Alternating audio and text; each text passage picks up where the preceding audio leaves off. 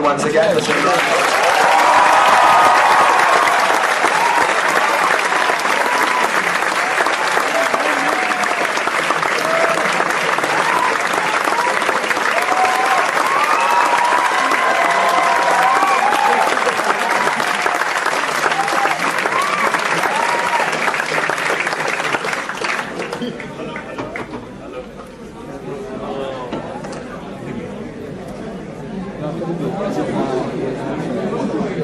Hello.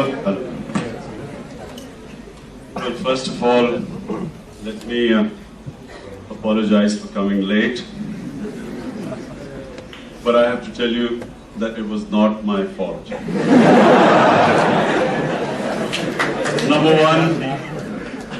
Number one, we were told that the time was 5:30. And I would have been here at 5:30, but for the news that, and let me congratulate you all on emergency being imposed on us. So this thing about December debate is a bit premature. About our manifestos, because the general is determined to stay in power every which way.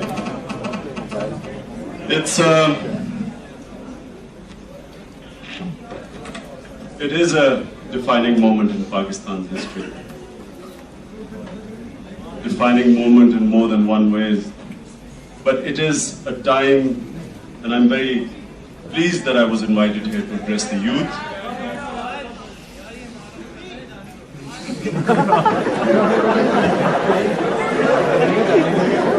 I repeat, I'm very pleased that I have been asked here to address the youth. I think that it is a critical time for all of you. It's your future that is at stake, and this is the defining moment where you could make a difference. In my opinion, this is a time when we have a great opportunity for bringing about a change. Remember, a crisis also affords an opportunity. And this is an opportunity that Pakistan can change its course, and we can change our future.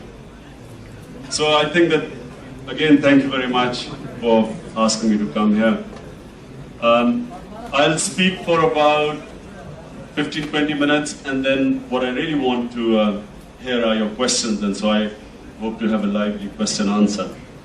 Because, as you know, we politicians tend to get carried away by the sound of our voice. We keep going much too long, and I really want your input so that at least, I know how you are thinking.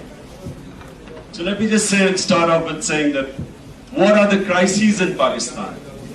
The number one crisis is due to the war on terror.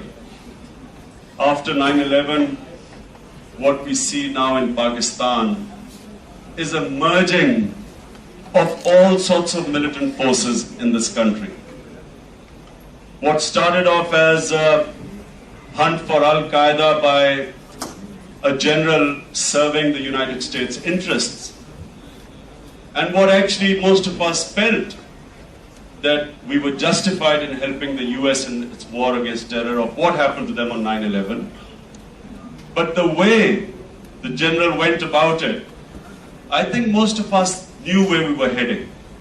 Because The first, of course, the bombing of Afghanistan and the Pakistan's role played in the destruction of the regime in Afghanistan.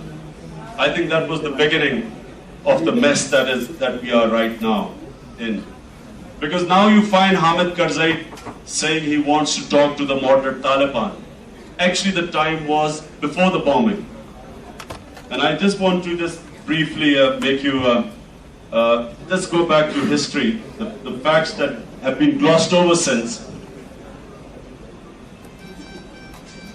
Before 9/11,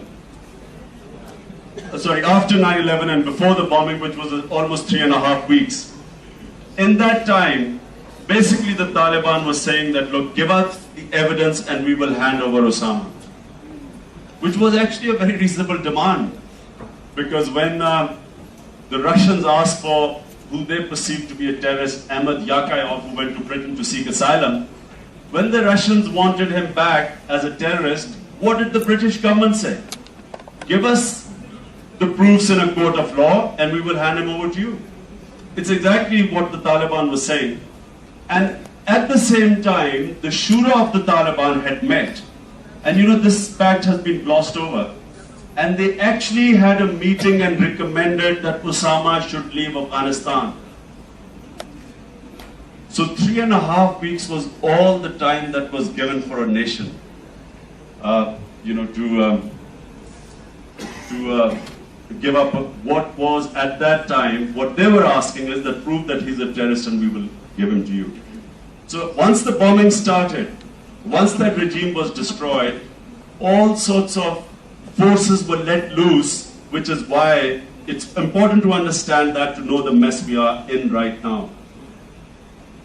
The only way you win a war against terror, this is the most critical thing, you can only win a war on terror if the people from within whom the terrorists operate from also perceive them to be terrorists. If they perceive them to become freedom fighters, heroes, martyrs, the war is lost. History tells us that every time once a freedom movement starts, which becomes popular amongst the people, it's impossible, because what happens is that the more people you kill, the more people join the terrorists.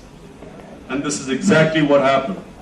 What the 9/11 terrorists never expected was that George Bush would play so well in their hands as he has done now. What we are seeing now is that, first of all, you saw the Taliban movement grow. And why did it grow? Because the Americans did not want to lose troops as they are losing in Iraq. So basically they relied on aerial bombing. And as we all know, bombs do not discriminate between terrorists, women, children, innocent people. So as the bombing increased in Afghanistan, the Taliban found a great opportunity to have a resurgence. Because in the Afghan ethos, there are two things in the Pashtun culture which has made them resist every invader from Alexander downwards. Number one is that the Pashtun society is very democratic. And because they are democratic, they have never known slavery as has been by the people of the subcontinent in the feudal culture. So basically all along this Pashtun belt, they have valued their freedom because of the peculiar system of their devolved democracy, which every village basically makes up its own decisions. So therefore, that's one of the main reasons they have resisted conquerors from time immemorial. We all know that the Mughals suffered one of their biggest defeats at Ali Masjid.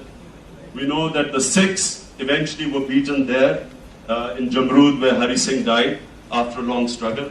We know that the 80-year-old history of the British, we know that throughout the 80 years, the highest number of British troops in the 200-year rule of the British Raj, highest number of British troops died in the tribal area, specifically Waziristan. And when the Russians came, it was the same tribes, the Pashtun tribes, that resisted the Russians and actually bore the brunt of all the casualties. So it was naive of the Americans to think that just because they are Americans, and the US cavalry has come to the rescue, for them to have expected that there would be no resistance, and for Pakistan to have gone along with them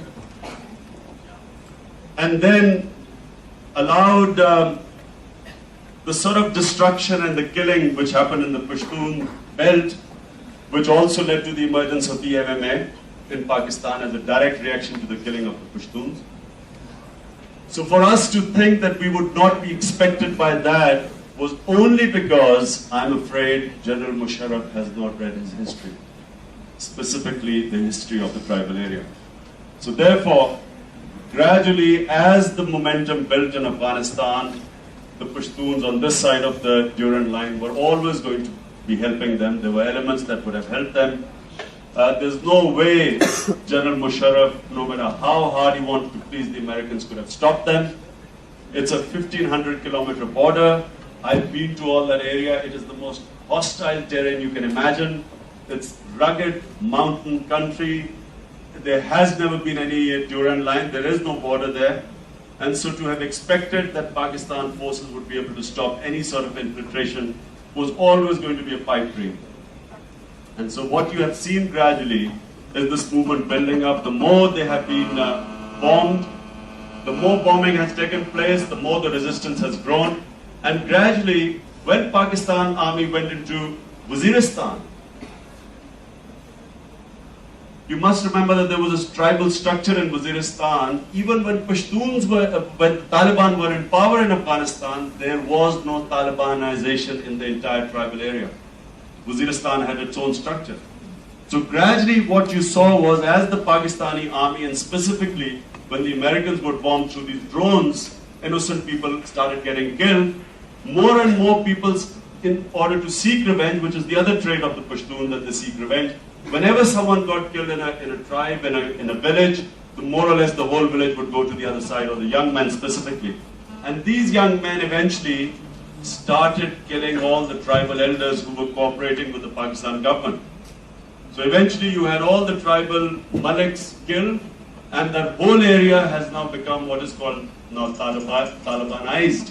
But it is not a religious Talibanization, it is a political Talibanization. It's in order to seek revenge from the Pakistan army and the Americans. They have gone on to the other side. Now this is now spreading. What you're seeing is a reaction in the entire Pashtun belt against what has been going on. And now you're seeing Swat, which was one of the most peaceful area. But by the way, the dynamics in Swat were completely different to Waziristan. Swat was a reaction of the lawlessness in Swat ever since it became part of Pakistan in 1974. In Dir and Swat, there is a great paper written by Dr. Trimzi on Dir, that what was Dir before 1974 and what happened to Dir after 1974 when it became part of Pakistan. And basically he goes on to say that how a very democratic society, where there was complete rule of law, completely changed the moment it became civilized by Pakistan. It became complete, there was lawlessness, there was corruption, there was no justice, whereas people would have immediate justice. Suddenly justice disappeared. And what you saw, this Shariat, the Nabasid Shariat, was basically people seeking justice. And they still remembered, the elders still remembered that at the time, before 1974, people had justice. They had access to justice. Villages, if they had a problem, immediately the village jargah would sit, they would give a decision. The moment they became part of Pakistan, people had to find lawyers, the cases got delayed, the powerful could influence the justice system, and so there was a yearning in the people that, of the old days, which was, at the time of Wali of Swat, it was basically Shariat law, as was before 1857 most of the Muslim India. So therefore there was this, so it was a different dynamics of this movement in Swat. It started off only as a desire to have a better system of justice. And then of course Lal Masjid happened, which is again different. That's different, it's fundamentalism, which in every human community you have Hindu fundamentalists, you have Christian, you have Jews. So you have fundamentalists, which is basically out of a reaction where you feel your culture is being threatened by an alien culture. This is basically what happened in Islamabad. And this movement is is gradually growing in Pakistan, the more the Musharraf's enlightened moderation was perceived as vulgarity, the more there's been a reaction in certain parts of Pakistan, and especially in the whole northern belt, in the rural areas. You're seeing this movement already. So what is happening is that under Musharraf, all these movements are now merging together. The reason why it is very serious is that unless someone tackles this problem properly, this is now going to spread to the rest of Pakistan. This emergency and another 5-year dose of Musharraf, and you will suddenly see the sort of thing happening there will be happening all over Pakistan, because nothing can stop it. Karen Armstrong has written actually a very good book on the battle for God. It's about fundamentalist movements all over the world. The moment you try and crush a fundamentalist movement through militancy, it always through violence, it becomes militant. So now that's one problem which we face and which has to be dealt with. And I'll give you my solutions how it's going to be dealt with. Number two is another serious problem in Pakistan, which is the big disparity between the rich and the poor, which is growing at a phenomenal rate. The economic injustice. Because Pakistan has gradually evolved into a country which is basically for a tiny elite. It only caters for a little elite at top. All the resources in this country, all the economic policies are only for us to 0.1% of the population. The rest of the population is basically deprived in this country, does not have opportunities. The worst is the education system in Pakistan, which increases these disparities. In the 3 sports, I'll just give you an example, the 3 sports which Pakistan competed in international level were hockey, squash, cricket. In all these 3 sports, the main talent always came from the lower middle classes. When I was at HSN, had the best sports facilities, best grounds, we had coaches, everything, but boys from HSN could not compete with the boys who were coming from Minto Park, from playing in the street cricket. They were they just could not compete with the sort of hunger and drive of players which come from the lower background.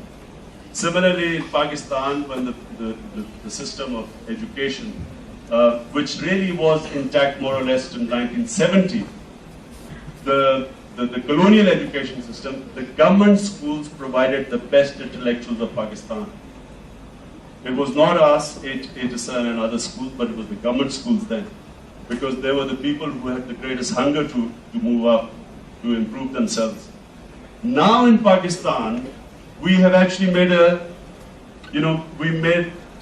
ceiling, a barrier for these people. We do not allow them to come up.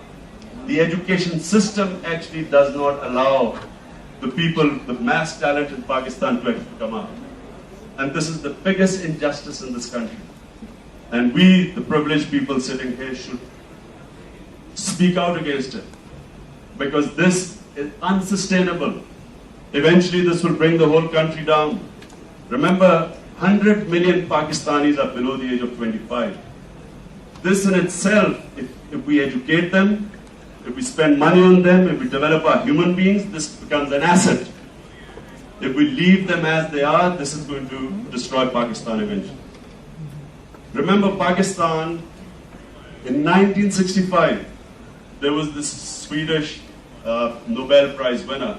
In 1965, he wrote a book in which he, on the whole of Asia, where he says, in 1965, that Pakistan was the country, the current Pakistan, West Pakistan, was the country that would become the California of Asia. California meaning that in the US, the highest per capita being in California, he felt that this country, this area had the greatest potential in becoming the California of Asia. What went wrong is, number one, of course, we couldn't fix our political system. And as a result of that, not fixing the political system and not having public representation in government, voices not being in government, you had this lopsided system. But most importantly, by spending money on arms and not spending money on the human capital in this country, this is why we are in this state.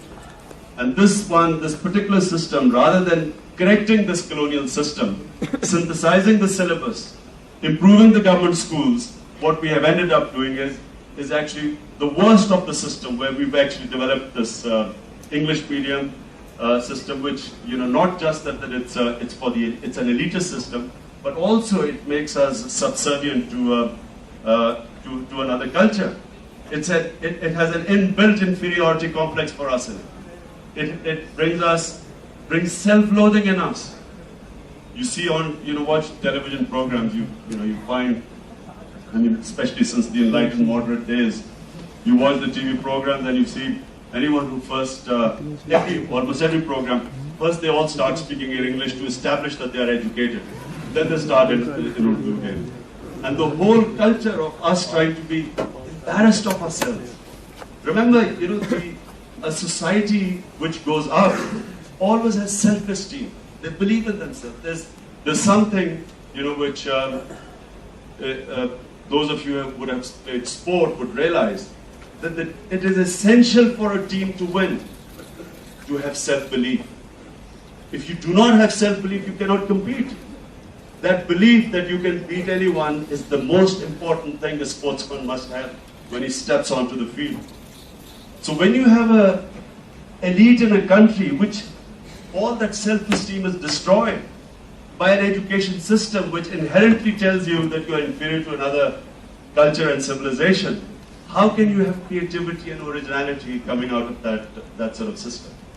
And so there is the elite, which is a completely different system of education, and then the majority of the people, the whole education system has been neglected. I'll just give you a very quick example before I move on. In Miyawali, when I did a survey, I found 70% of the government schools closed. That's out of 476 schools, 70% of the schools are closed. 20% only exist on paper. There are no schools on the ground, and the 50% schools that are on the ground, there are no teachers. So you cannot imagine the crisis that's coming. When they all talk about why these, I heard Benazir say about madrasas, what choice have people got? If the children have no education, I mean, they'd be happy to send them to poor people to madrasa, at least to get literacy. So this is a big problem in Pakistan, which neither these two junior king and senior king, Bush and dollar Aziz, no one realizes what's happening.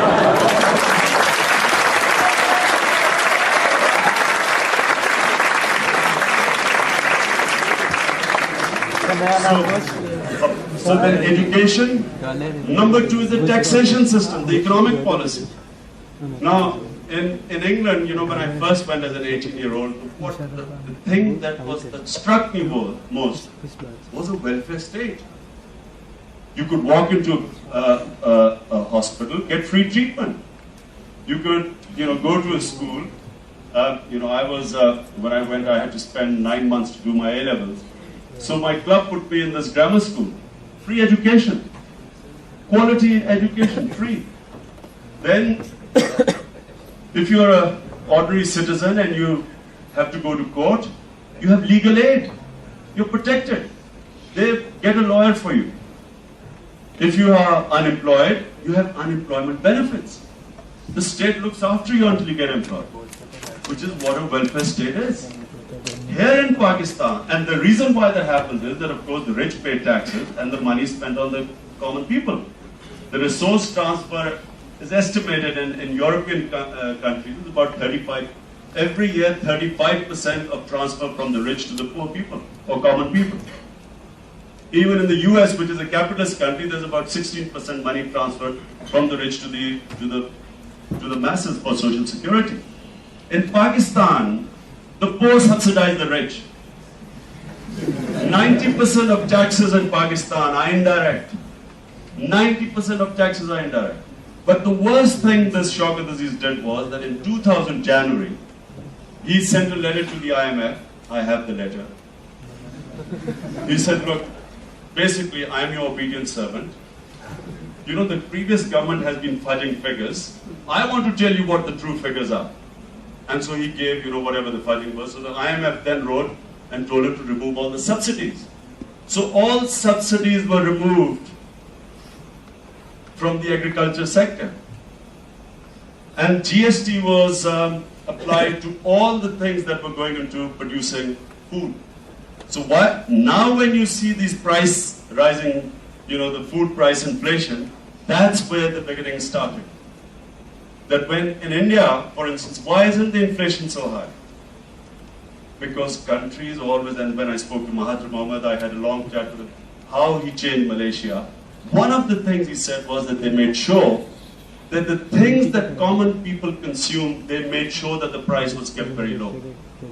And here we are in Pakistan, by removing all this is a country which is what could potentially one of the richest agricultural land in anywhere. There's a friend of mine who's working in Australia. And he told me in Australia, he said that in Australia, barely you can find, the topsoil in Australia, which is the most crucial thing, for fertility. He said is about 6 inches. He said in Pakistan, it is in areas that's 6 feet, the topsoil. It's one of the most productive lands we have, but unfortunately, the farming sector has been completely neglected. All the money transferred, because it's all to the rich and the industrials are rich, the money is all transferred to this industrial class at the expense of the farmers. In India, the reason why the yields are 3 times the size on similar land, East Punjab, West Punjab, 3 times high the yields are because the government subsidizes the small farmer. So when the small farmer gets money, he puts it back on the land, and when he puts the money back onto the land, he makes money. He doesn't want to buy a flat in London. He wants to put it back in the land. And so when he gets rich, the country gets rich. When he produces, the country gets rich. In Pakistan, what they have done is exactly the opposite. The rich farmers, of course, can get all the credit and have it waived off. Most of them are political. But the poor common farmer has been starved in Pakistan. And so this is, the whole policy has been tilted, the lopsided, the taxation system, the economic policies. They are all to benefit a tiny class. People made billions in stock exchange, made billions in property. And in Lahore, all the political class, all the Nazans, town Nazans, all land grabbers, all of them made plenty of money. Not 1% of capital gains tax was paid, either by all the money made in property. And I'll just give you, Dr. Rashid Amjad, who was a top economist, he assessed that the Phase 6 housing society, Defense Housing Society in Lahore, he assessed its value to be $18 billion. They didn't pay on all the files that were being transferred, not 1% of capital gains tax was paid. All the tax was paid by the government through not just the price hike inflation. So the economic system is all lopsided. That needs to be changed. Because soon we will be in a state of Kenya, as in Nairobi. I don't know how many of you have been to Nairobi. The rich people now live in fortresses. There are gunmen on top keeping the masses out. And when they go out of the fortresses, they warn you that, listen, make sure if you're wearing a watch, don't take your hand out of the car because they might take your hand with the watch. So it's inevitable. As you see the rise in crime in Pakistan, it is inevitable that with a population of 160 million, majority of them now born without education, and in the classes and where they are totally deprived, this cannot lead to a stable society. The other thing, of course, which has to be corrected in Pakistan is that we have to have a state which takes responsibility for the health of the population. I don't know whether you know that 500,000 children in Pakistan die every year because they don't have access to clean drinking water or water-borne diseases. This is UNICEF figure. I was a special representative of UNICEF, and that's when I discovered that 500,000 children die every year because of waterborne diseases. So we need a state. So now I come to the solutions. We need a state that has to do two things. Number one, you have to have rule of law in Pakistan. Rule of law you can only have with an independent judicial system. You can only have an independent judicial system if constitutionally the judicial commission, we make a judicial commission approved by the parliament, both opposition and government, by a parliamentary committee which is cross-parliamentary, and that approves a judicial commission who then has constitutional protection, has a set tenure, and does two things: the selection of judges, the selection promotion of judges, and their accountability. So it is completely removed from the government, so the judiciary no longer can in any way be controlled by the government. This has to be the number one way of moving forward. Reason why you have to do this is because at the moment, the entire criminal class in Pakistan wants to go into politics. If you want to see an example, go to the parliament. If you want to see a better example, start from the Chief Minister here.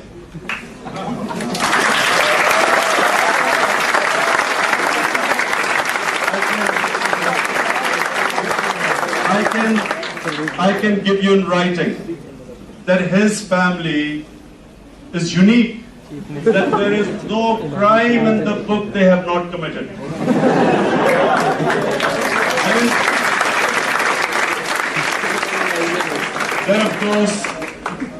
Then of course you have a lot of ministers.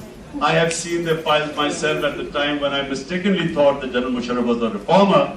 I happened to see their files were shown to me by NAB, and most of them, have quite thick files of the money they've accumulated. And then, of course, if you want to see, part of the American dream team, there's a Washington dream team to take over Pakistan.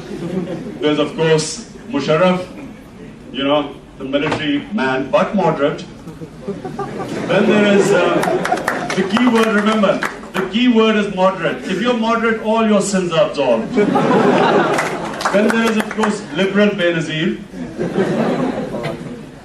The most liberal thing about it is that she's liberally corrupt.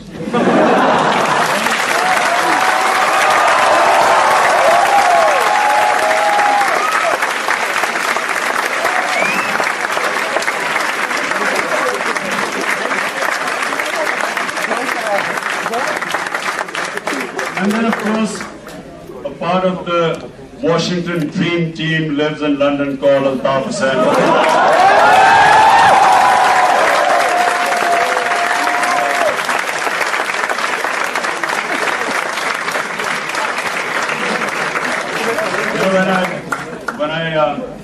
When I happened to call Altaf Hussain Pakistan's #1 terrorist, MQM went on the attack. So they used everything. First of all, they threatened me, as they normally do. Then they changed tack because they suddenly realized that if they threatened me, anything happened to me, poor Altaf, I would get into trouble by Scotland Yard because I'd already gone to court. So they got a bit scared of that. Then they tried the other thing, blackmailing, which is another thing. Now with me, they found it difficult. Normally they've got a full secretariat of every political figure in Pakistan which they've got files on to blackmail them. So with me, they only ended up with poor old Sita White. As you know, she's not with us anymore, but that didn't stop them. So I had this Babar Wari sitting next to me on television, showing the photograph. He says, "Look, the girl really looks like you. Admit it, she's your daughter."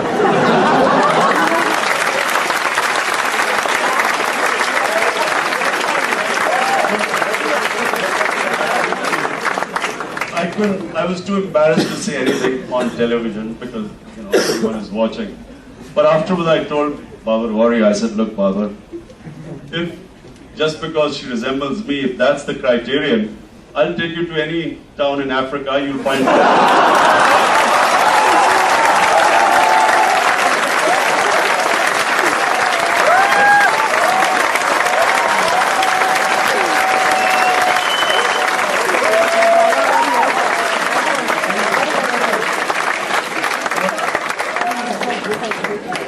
So this moderate alliance,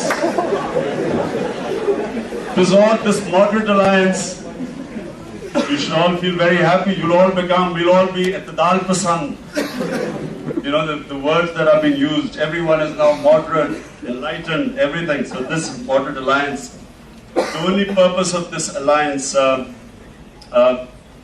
is of course to pursue the agenda where our army at $70 million a month will become cheap mercenaries to work for the US to hunt down Pakistanis. And when Pakistanis get killed, it'll be collateral damage. Women and children get killed, as you know, and you don't know. By the way, you do not know how many women and children have been killed in this war on terror. And I can tell you that while Shaukat Aziz and Musharraf know exactly how many Americans have died in Afghanistan and in Iraq, I can bet you anything they do not know since 9/11 how many Pakistanis have died. We don't know how many Pakistani soldiers have died. We certainly do not know how many Pakistani civilians have died in this war on terror. And what is very important for you to realize is this, that the reason why we need an independent judiciary is not just to block the way of military adventurers, but actually to stop criminals from going into politics. Because it's not just that you have mega criminals like, you see the Chaudhurys sitting there. You also have, in every district you have criminals sitting there. The man who got the Q League ticket to fight against me 1-to-1 in the last election in Miawali is the biggest drug baron in Miawali. And this guy was serving jail sentence when suddenly the Chaudhurys realized that this was the perfect man to fight me because he had lots of money. So you have every level, you have the system. Because the executive controls the judiciary, everyone wants to be part of the executive.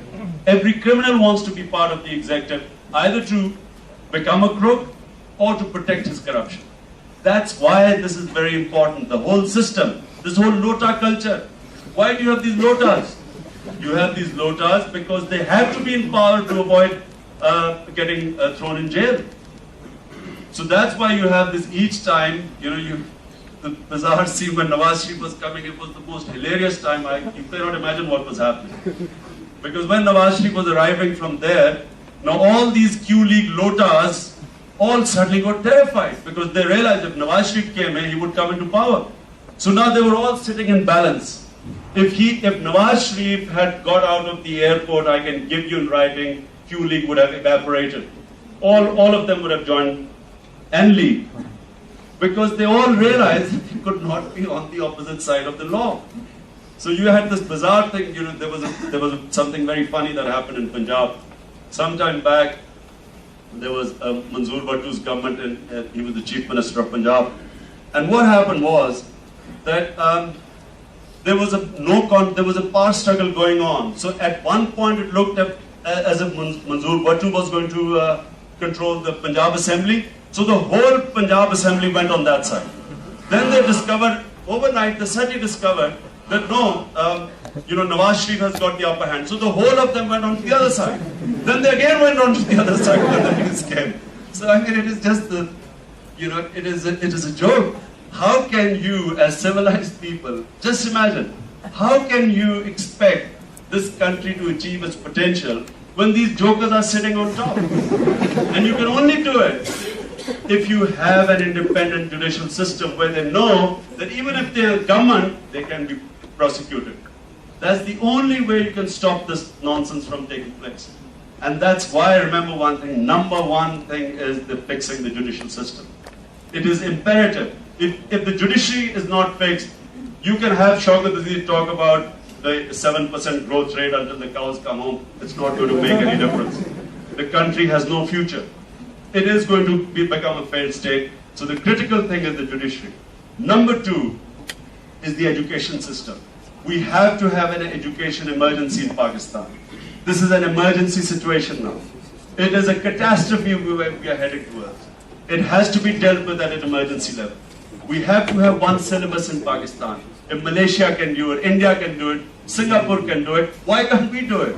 Why do we have to have this sort of bizarre system going on, which is creating schisms in our society, divisions? There's a cultural problem in Pakistan. You have Dini Madrasa, Urdu medium, English medium, all different cultures. And then you have differences in English medium education, which also, there. So we have to have one syllabus in Pakistan, education emergency. All our resources should be diverted towards education. You have to dissolve these palaces, PM house, governor houses, president houses. All of them must become education institutions. All that money must, whoever is on top must lead an austere life. Give an example that, this is a poor country. Look at Shaukat Aziz. Would you think that this is a poor country the way you look at Shaukat Aziz, touring? You don't know, you don't know some of the things. General Musharraf goes to, now listen to this. General Musharraf goes to the US. Now he's gone to the US for an 18-day tour. He spends 2 crore rupees only on fashion shows. He takes models from here doing fashion shows in America. Have you ever heard anything more stupid like that? That's trying to promote our culture. This is our culture, fashion models going there. This is, unfortunately, this is the caliber of the man. Actually, you should have known the caliber of the man when he wrote that book in Line of Fire. I refused to read it only for one reason. The only reason I did not read it was because it was in non-fiction. If it was in fiction, I would have read it.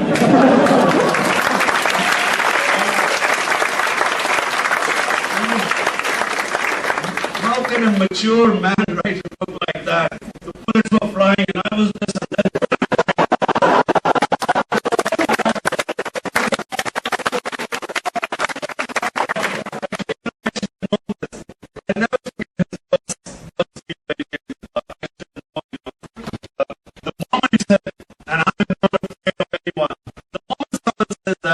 That the man is a coward.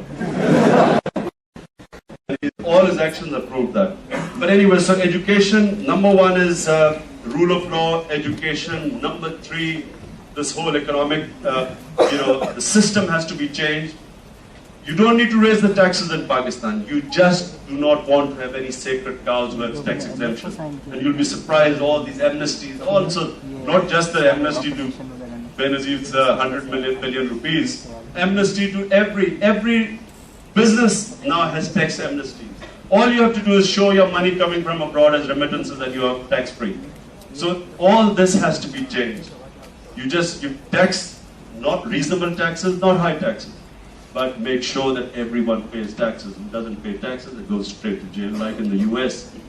No one can, if you're caught in tax fraud, you go to jail. And you see how quickly the revenue rises in Pakistan. And the 4th thing is, we must also have an employment emergency. How to give employment to the people in the rural areas and in the urban areas. This was the key of Mahathir's revival of Malaysia. The specific plan was to provide employment to the people. And this has to be the key. How do we, and inshallah, whenever the emergency is lifted, when we present our manifesto to you, I guarantee you that we will have the most innovative ways of providing employment in Pakistan, because it is an emergency situation. Otherwise, you will find deteriorating situations that you don't provide employment to young people in the rural areas. You will soon have these cities unsustainable, these huge cities with people with no facilities and people flocking to the main urban centers. So anyway, these are the 4 things I think which are critical. And the solution to this war on terror is this, that there is no way any Pakistani soldier should be in the tribal area. We should pull the soldiers back. We should ask the Americans that there is no military solution to this war on terror. If today there is a consensus in the United States that there is no military solution in Iraq, and if the Democrats are demanding a timetable for withdrawal of troops from Iraq, why are they not demanding the same thing in Afghanistan? Paddy Ashdown was this UN rep was in Afghanistan. He categorically stated that there is no military solution in Afghanistan. So if there is no military solution, why are they not demanding a withdrawal of the troops? Because it is not American troops that are dying. It's Afghan troops and Afghan civilians, Pakistani troops and Pakistani civilians, cannon fodder that is being killed. So no one is asking for a withdrawal here. We are here just expected to do more and more and more. And for $70 million a month, I think that the time has come for Pakistanis to stand up and say, there is no military solution. find a political solution. If Hamid Karzai can speak to the Taliban, moderate Taliban there, why should we not be seeking a political settlement everywhere, in Swat, in the tribal areas? And the more you send your troops there, the more provocation, the more civilians getting killed. And believe me, this is unsustainable. Sooner or later, the army is going to rebel against it. The army, the common soldier who is now giving up arms in droves, 200 people giving up, who don't want to fight, soon, and if the army keeps getting targeted, in Sargodha the airmen get killed, and in Pindi the ISI get killed, soon you will have generals hiding behind fortresses. Because there is no way the army can sustain this action for long. And it's only a matter of time before you have some sort of rebellion within the army. So we have to move out of this war on terror, explain to them, and the remedy is that you should help the tribes, encourage the tribes. This is what the British did. The British, when they wanted to get things done by the tribes, they would help them, they would bribe them, they would pay them, they paid them subsidies, but they did not send the troops to achieve anything because they knew it did not work. They have left a material, 80 years material on the tribal area. So in my opinion, the time has come to demand for a timetable of withdrawal from Afghanistan. As long as NATO is there, you cannot expect Pakistan will not be able to stop any infiltration. And we will always be pressurized by Americans. Again, yesterday, the American drones killed 10, 15 tribal people. And this will just go on, and there's no end to it, and Pakistan will become another Algeria. We are heading towards becoming an Algeria. So there is no military solution to this war, and the civil society should stand up apart from the political parties. We have to stand up and say that find a political settlement with it. Thank you.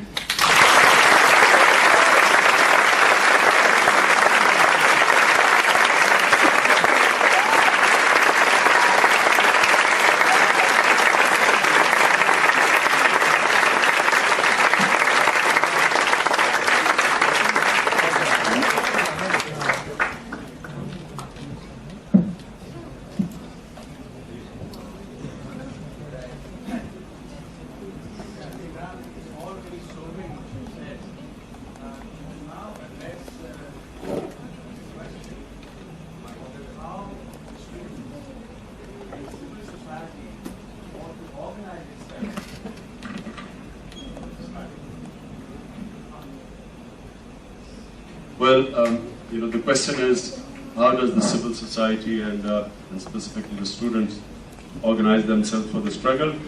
The short answer is join Tehreek Insaf.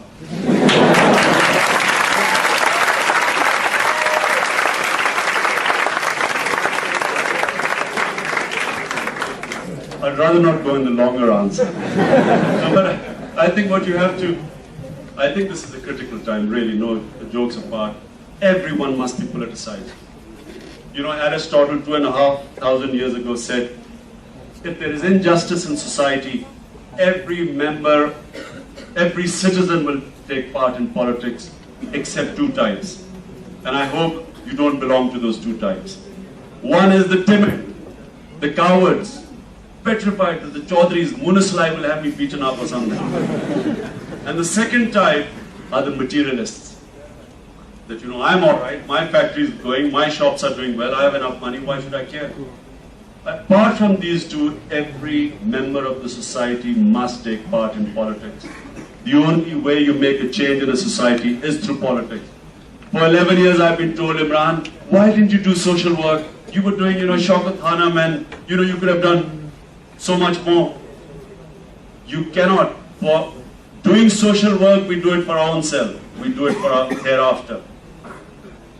But to change a society, I'm afraid you can only change a society politically. Otherwise, Maulana Eidi would have changed Karachi by now. Karachi would not be dominated by Altaf Bhai sitting from London and killing people from there, sending assassination squads from London. You have to, change comes political. Before we continue, I would just like to state some ground rules. Please keep your questions short and only one question, don't ask supplementary questions because there are too many people and perhaps you won't have enough time. I think it's not only about criticizing activity. I think it's just, change of culture that is needed. People need to change their thinking, bring more empathy. I think we have more empathy. I think if change has to come from this, not just starting politics, political party. To comment. I think it's, I think the best good advice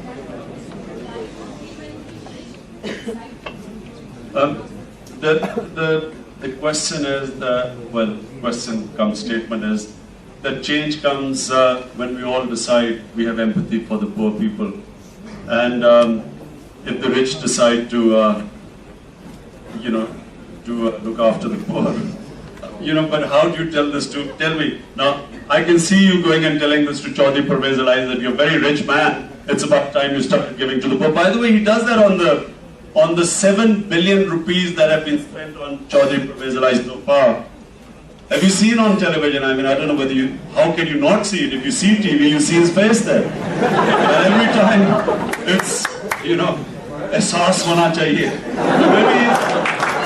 Maybe he already has the empathy. I don't know. But unfortunately, this is not how the world works. Unfortunately, greed is a part of human society. And when you have, when, as Edmund Burke said, all that remains for evil to prevail is for good people to remain silent. So one point I agree with you, that even if you become vocal, even if you speak out against it, that's one step. But really you have to be organized in political movement if you want to defeat this lot up there. You in the back, just stand up and please speak. So you just said that join Tehreek-e-Insaf, but it's been almost a decade that you have been pursuing politics, and still 90% of the time we see somebody representing Tehreek-e-Insaf, it's just Imran Khan. So why you have not been able to gather, despite all this popular support, I could feel? Well, the reason is because I'm afraid educated people here are too scared to join politics. Educated people in Pakistan, actually it's the same syndrome. When I first joined politics, I went to, my friends, from HSN, my old friends. So I went to all of them. There was a lot of encouragement. हम पीछे से आपकी मदद करेंगे, आप इमरान खान चलो, हम पीछे आपके साथ हैं। और मुझे ये जो पीछे से मदद करनी है ना, वो मुझे याद आ गई। एक दफा शौकत खानम के लिए हम फंड रेजिंग कर रहे हैं, ये मेरा बड़ा फेवरेट वाकया है। तो एक आदमी ने 20 लाख का चेक लाके दे दिया, और ये हॉल में तालियां, 20 लाख का चेक, सारा हॉल तालियां बजा रहा है, छोटी छोटी लोग डोनेशन, 20 लाख का चेक। जब हमने चेक देखा, वो तालियां भी बज गई, वो चला भी गया, हमने जरा चेक देखा, उसने साइन नहीं किया हुआ था। हमने उसको बड़ा वहां से कहा कि सर वो आप साइन करना भूल गए। कहता अच्छे कामों में मैं अपना नाम सामने नहीं लाना चाहता।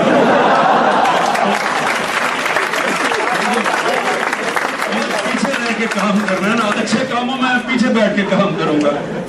This is one of the biggest reasons. आपने कहा ना कि why the main reason is that people who don't need politics, they should be in politics but they don't want to be.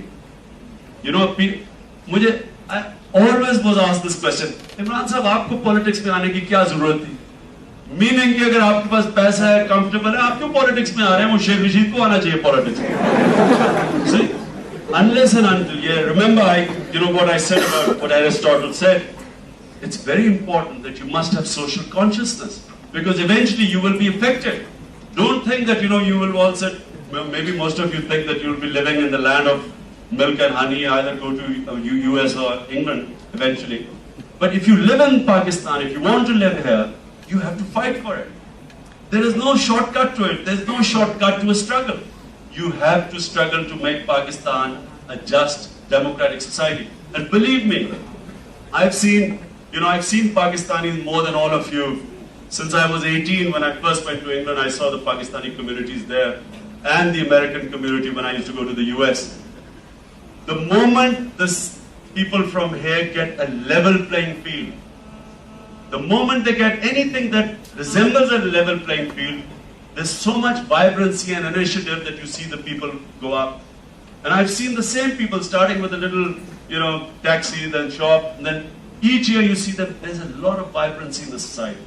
You've got to make Pakistan, fight to make Pakistan a society which is just, where there is meritocracy, where people have a level playing field. You don't need to have roti kapda makan. These people will get roti kapda makan themselves once you provide them the opportunity.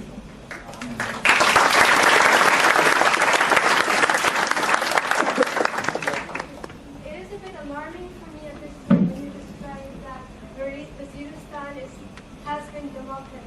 And then you say that Pakistan should be democratic. That is fine. Being a student of democratic theory, I do understand that in Waziristan, half of the population has not been allowed any form of social consciousness. I'm talking about the women. They have been excluded from the democracy that you say that has been forbidden. Is that your definition of democracy? Or if it is, then I would not.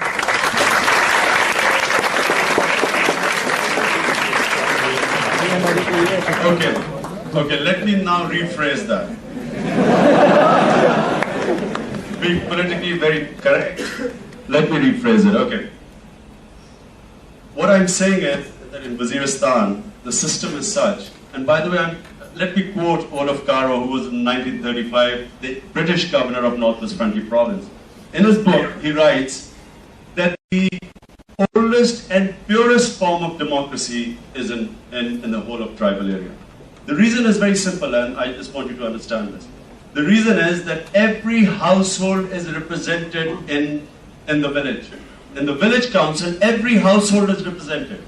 It happens to be that the head of the household is a man, unfortunately, but every household is represented in a village, and a village will never accept the decision of any central power.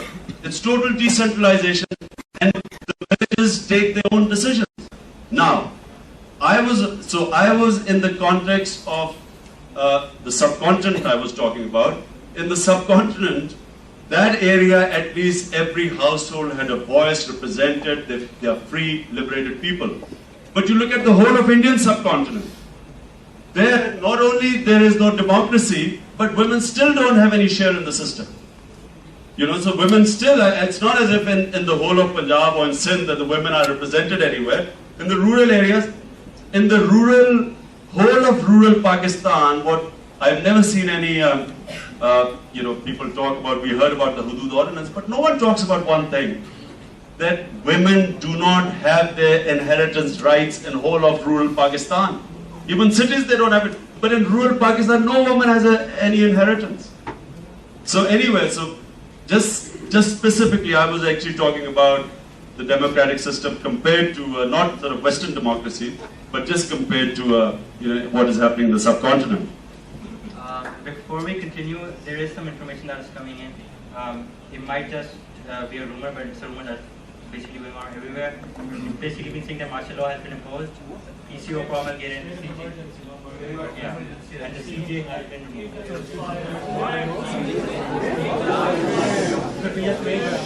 It's one and the same thing, don't worry. Martial law, emergency, whatever. Would we just. Emergency has been imposed, and all the major television news stations have barricaded the armies there, and he's going to speak to them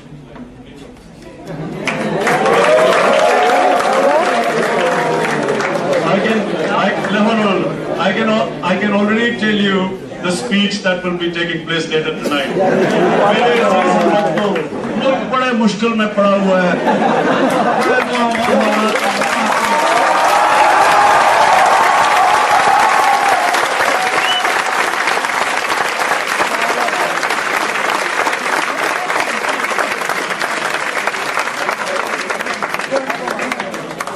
In the back. Yeah.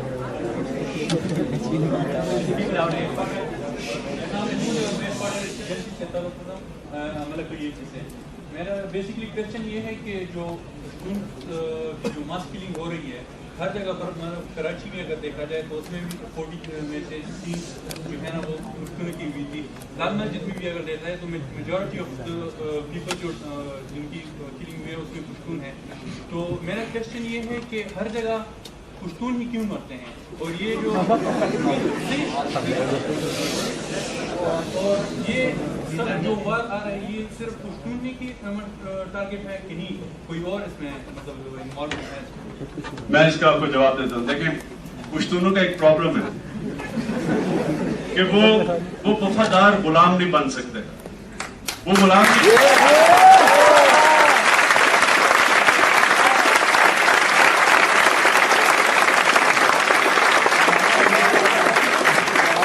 Musharraf ان کو کہہ رہا ہے وہ آپ کو کبھی آپ کو وہ کانورسیشن جو مجھے جنرل محمود نے بتایا تھا کہ اس کو اور ملا عمر کا کانورسیشن ہوا جب یہ 9/11 کے بعد. تو وہ کہتا ہے کہ وہ ملا عمر کے پاس گیا تو اس نے اسے کہا کہ یہ امریکن ان کے پاس بڑے زبردست بوم ہیں, ڈیزی کٹر ہے اور فلانا ہے اور وہ نیوکلیر بھی آپ کے اوپر استعمال کر دیں گے تو آپ کو اسامہ ان کو دے دینا چاہیے. تو وہ کہتا ملا عمر چپ کر کے سنتا رہا, یہ بولتا گیا کہ وہ یہ ہو جائے گا, برباد ہو جاؤ گے, مر جاؤ گے, یہ ہو جائے گا. کہتا وہ چپ کر کے بیٹھا رہا. تو وہ کہتا کہ دیکھو اگر مجھے اللہ نے بچانا ہے تو وہ مجھے مار نہیں سکتے, اور اگر اللہ نے میرا فیصلہ کیا مرنا ہے تو میں بچ نہیں سکتا. اس کے بعد کہا کہ بس آرام سے اس کو چلا گیا. میرا کہنے کا مطلب یہ ہے کہ ہم تو اس تھیوری کو سبسکرائب نہیں کرتے, ہم سمجھتے کہ حکمت ہونی چاہیے, وزڈم ہونی چاہیے. لیکن بیسکلی ایک چیز آپ یاد رکھیں کہ یہ پشتون کی ساری آپ تاریخ اٹھا کے دیکھیں, ان کی ساری تاریخ ہی یہ ہے کہ انہوں نے کبھی انگریزوں کا 1942 میں انگریزوں نے بھی ایک قرضائی بٹھا دیا تھا, اس کا نام تھا دوست محمد. وہ انہوں نے بھی بادشاہ بٹھا, وہ بھی 3 سال تک بڑے آرام سے بادشاہ کرتا رہا. اس کے بعد آہستہ آہستہ اپرائزنگ ہوئی اور اس کو انہوں نے نکال دیا. یہ ان کے کنسسٹنٹ رشینز نے consistently سوویٹس they always put their own, there were 3 people that the Soviets each time they put them imposed these